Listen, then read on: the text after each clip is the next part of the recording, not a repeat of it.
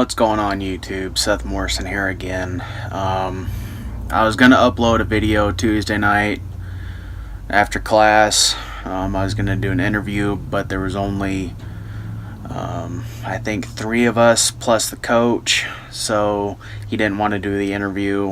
He actually wants to do it tonight.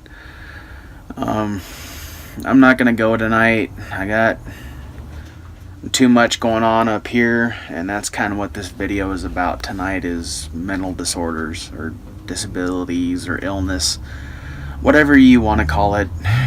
To me, it all means the same thing. Someone's not right in the head. So growing up as a kid, I had a pretty good life. There's some things that happened in my life that we're not going to discuss. I don't want to slander anyone or make false accusations if I'm remembering stuff wrong. But there were some things that happened that caused me to have PTSD. And I was born with a chemical imbalance that caused me to have bipolar disorder. For those of you that don't know, which I'm pretty sure everybody's heard of it, so I'll just be saying to say, bipolar disorder is where you have mood swings, where you're generally either really up, really happy, or you're way down in the dumps, like you can't even get out of bed, you're so depressed. Now, with my form of bipolar, I have what they call bipolar 1. There's bipolar 1 and 2. The 2 is less severe. My bipolar 1 caused me to do some really dumb stuff when I was a kid because I wasn't medicated for it, didn't even know I had it, and never really thought anything of it. I was a kid. And then with the bipolar 1, it's not really so happy all the time. It's more of what they call manic. Racing thoughts, racing heartbeat, the feeling like everyone's out to get you, that no one cares, that everyone's just, it's pretty much kind of like a paranoid delusion, is the best way I can describe it. Because when I get into one of my manic episodes, I either think or do some really dumb things. I'm a felon because of going into a manic episode because of drinking. And this is kind of where my bipolar differs from some other people's. I think I could be wrong, don't quote me. I think the drug and alcohol use in my late teens, early 20s, up until just about a year ago with the alcohol use anyway. The drug use was early 20s. I quit that shit a long time ago. But I think the combination of those two, and then the extended use of the alcohol, has made my bipolar disorder worse. Because back when I was a kid, it really didn't affect me too much, and then I turned 20, 21, and started experimenting with drugs and alcohol. And the alcohol, I was drinking to escape. I was drinking to have a good time at first. And that was all fun and good, but then I ended up at the bar 7 nights a week from the time I got off work to the time they closed, borrowing money off of family so I could go get drunk, because at that point I had become a full-blown alcoholic. And to this day I'm still an alcoholic. I have a little over a year sober, but that's not the point. And then the drug use, according to my doctor, was a good possibility of it. Because I used some pretty hardcore drugs in my late teens, early 20s. I still suffer some psychological effects of some of them as well. And that's why, because of the felony I got when I got into my manic state while I was on alcohol, it's court ordered that I'm on psychotropic medication. Well, for the last 2 months I've been off my meds. There was an issue with the doctor's office. They couldn't get me in. The doctor, I talked to her today when I finally got in to get my medication changed, because the last one they gave me did not work very well. It had some pretty severe side effects. So I stopped taking it, and then I stopped taking an antidepressant as well, because with bipolar disorder, and this is what the doctors have explained to me, I'm not exactly 100% sure on this, but if you take an antidepressant without the leveling effects of the antipsychotic, the antidepressant can send you into a manic state. Now, the same goes for if you take the antipsychotic without the antidepressant, it can send you into a depressed state. So I've got two medications that are pretty much keeping me in balance. Well, I make mistakes when I'm not on my meds. As a matter of fact, I heard a very special person to me. I did something really stupid. And I don't know if she's ever going to forgive me. Because it seems like she can't get over what happened, and I don't blame her. You know, what I did was pretty fucked up. But anyway, I went to the doctor today. They put me on another antipsychotic, which I guess is also an anti-seizure medication, to kind of keep me level. So I'm going to get back on. I already took my antidepressant this morning, because it's a speed based from what I've been told, even though it's not showing up in my alcohol or my urine analysis tests for probation.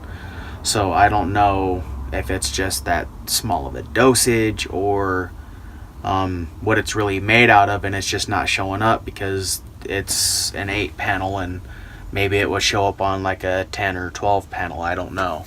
And then the other one, like I said, was an anti-seizure, antipsychotic, good for, they use a lot in neurology as well.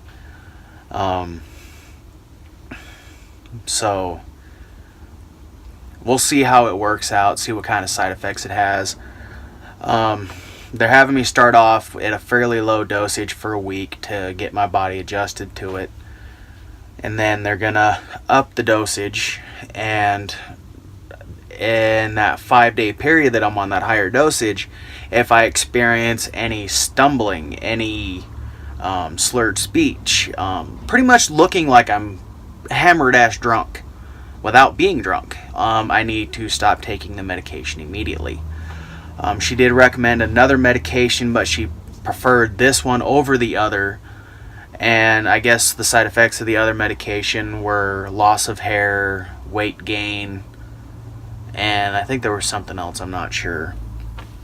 But because when I was in relationships, when I was on my medication, I didn't really do anything dumb. I may not have complimented the girl enough, or because I got comfortable, but I never did anything really stupid. So I'm hoping that this person sees that the change in me again, along with the change that I'm making with my life with the jiu-jitsu and the 2 jobs that I'm working, and we can get everything back to normal. Well, not back to normal, because this is gonna be hanging over me for a while, and so should it. I made a mistake. But so with the bipolar disorder, it's not an easy thing to deal with. You know, like when you get into a depressed state, people will tell you, just get out of bed, or suck it up, buttercup, you can do this. They don't realize is your head is the worst place to be. And someone telling you to get over it, you're not going to get over it. And 9 times out of 10, it makes it worse. So if you know someone with a mental disability or mental disorder or mental illness or whatever the hell you want to call it, be mindful of how you speak to them when they are in one of these episodes. It's not so simple. You can't just get over it. It's a chemical imbalance. It's a lot of things going on that a lot of people don't understand. You know, one of the YouTubers that I watched did a video about his fight with depression. And it kind of inspired me, I guess, to come out with my story.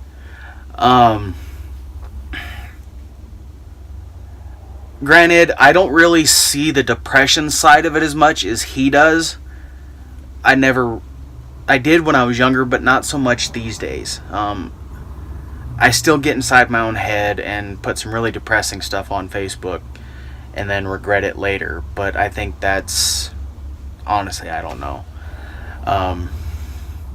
But mine's not as bad as his. Generally, what keeps me from making videos is when I get manic. I feel like no one's gonna watch, no one's gonna care. And my mind is racing so fast that I generally can't put words out, if that makes any sense. Like, they're in here, but it seems like there's a block from here to here. And I don't want to just stumble all over my words, and I don't want to look like a bumbling idiot, which I'm probably looking like one anyway, but that's neither here nor there. You know, at least I'm not worried, I guess. Bipolar is definitely a struggle. I've lost jobs because of it, but due to attendance issues, because I would be so depressed I couldn't get out of bed. And on the flip side of that, I would be so manic I couldn't leave my house. I was afraid that I was gonna go to jail, or someone was gonna beat me up, or I was gonna hurt someone else, or there's a lot to it, and it's cost me quite a few jobs. It's cost me relationships. It's cost me family. It's because I think part of the reason I was such an alcoholic for so long is I was drinking to numb the effects of the bipolar. Because I've been told, a lot of people say that's what bipolar people tend to do, is drink to suppress those feelings. They self-medicate. But my drinking made my bipolar worse without me realizing it. I was using people. I was drinking and driving like I shouldn't. You know, I got a felony because of my drinking and all that. And granted, the felony was technically an accident, but if I hadn't been drinking, I don't think I would have made the mistake that I made. I would have been paying more attention.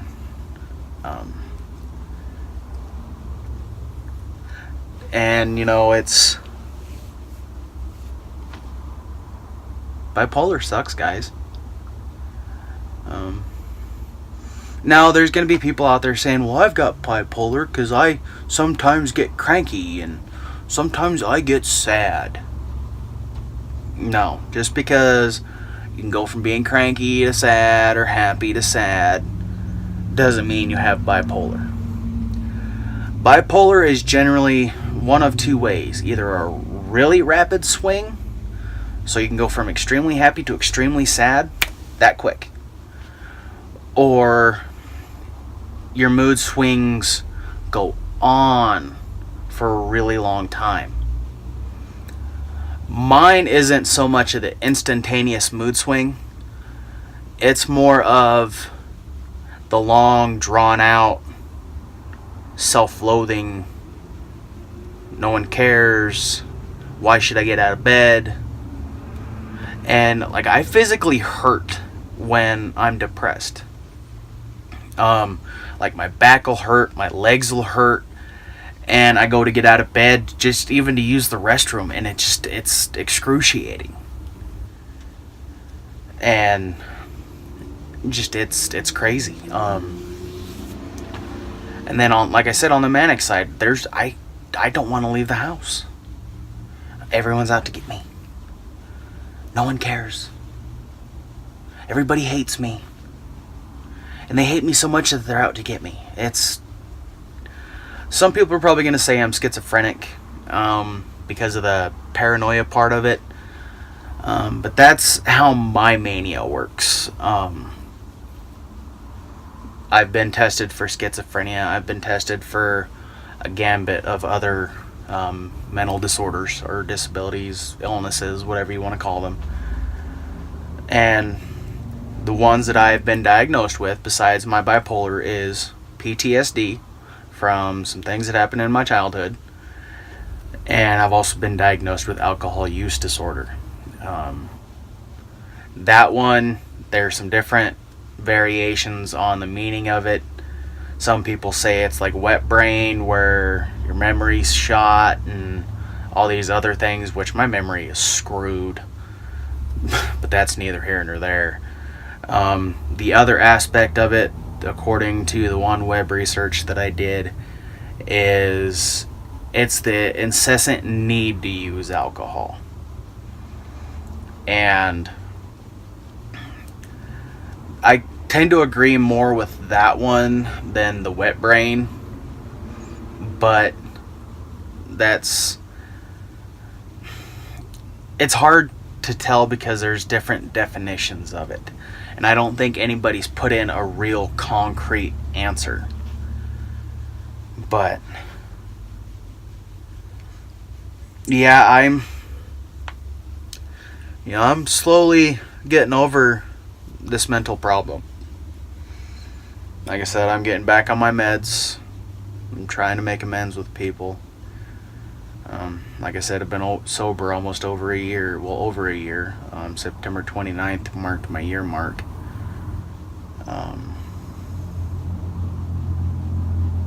Yeah, it's... Just know, guys, that when someone has a mental problem, it's not as easy as you think. They can't just get over it. They can't just do, It's not that easy. And the biggest, one of the things with my disorder as well is promiscuity. It doesn't mean that I'm doing stuff with other people, but I either think about it or I text when I shouldn't be texting.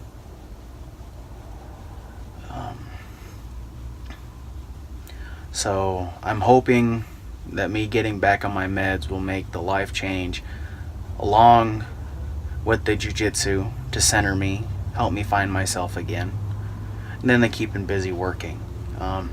I hope those three things can put me back on the track to be a better me, and maybe hopefully create better content for you guys. My 2 vlogs that I put up last week, I think it was, are doing pretty good. Granted, they're only double-digit views, but that's good for me. I mean, when I first started this channel, and when I was really struggling, 5-6 views per video. That was cool with me. Just meant someone was watching my stuff, and that's all I care about now. But now that I'm starting to get into double digits, I've got one video that's got like 19 views and one that's got like 18, and then I've got a couple videos that have like 100 and some views, which I think is awesome. That's cool. But I'm not in it for the money, because my channel is not big enough for that. Because when I first started this channel back in 2011, I think, it wasn't long after that YouTube offered the monetization thing. And I jumped on that bandwagon like everyone else, and I was such a small channel, or am such a small channel, that I think the entire time before they demonetized me because of the whole 10,000 lifetime view thing, which, that's fine. If they're going to be paying me for people to watch my videos, they want to make sure that my videos are going to be watched by a big crowd of people, so these advertisers can get their products. But I think I made like 30 cents. And I was happy. I'm not gonna lie, I was happy when I got that email notification from PayPal saying that my monthly earnings were 12 cents. Just meant I had enough views that, it was chump change. You can't buy nothing with that 12 cents. But it was a sense of accomplishment. And YouTube did help me a lot back then with my hunting videos and stuff. Those hunting videos were the biggest escape for me instead of the drinking. I was still drinking. I wasn't drinking as much, but I was still drinking. But getting out into the mountains and hunting squirrels and rabbits and coyotes and all that stuff with an air gun, that was exciting for me. It made me feel like I had a purpose. And that's what jiu-jitsu is doing for me now. And jiu-jitsu's a lot more affordable. It's accessible almost whenever I need it.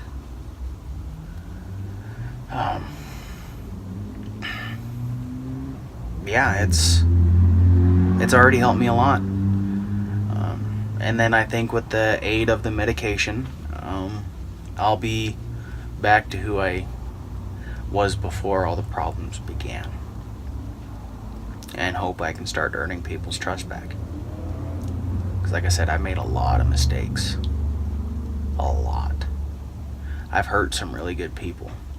People that didn't deserve it. And I guess if you guys are watching these videos, I would just like to say, for those of you that I have hurt, I am sorry.